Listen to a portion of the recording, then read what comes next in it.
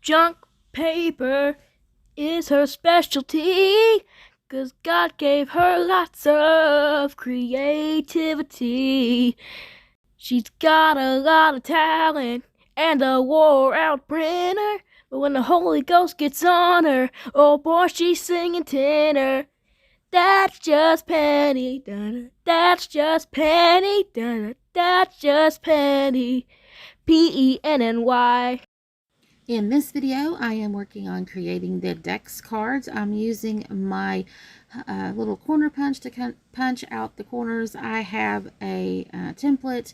If they are too long or, too tall or whatever, you can cut these down to match your little dex thing. I actually did that, and I kind of made them shorter, the little post, and I just took a hole punch and punched out 2 holes, and then I took my scissors. So if you don't have one of those punches, which I don't, I just took my regular hole punch, punched 2 holes on each side, and then cut out the little post. Here I am just distressing the elements to decorate the dex card. I'm just deciding on the placement of items, the pieces and things like that, of where I want them to go. Those I didn't use, so I'm just going to use some sticky tape. It's foam tape. I'm going to use the hot glue gun.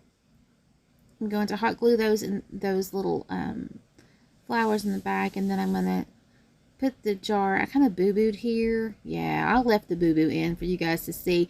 I put my foam tape too high up. And then I'm going to use my messy circle technique. Well, it's not my technique. It's been around. I can't remember how long it's been around. But I'm going to use some thread back there, embroidery floss, to give the butterfly some dimension.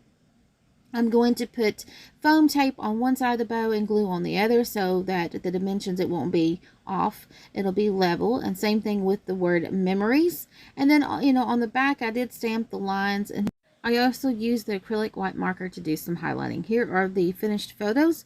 Hope you check out the links below and stay tuned for the rest of the videos for January Devotion.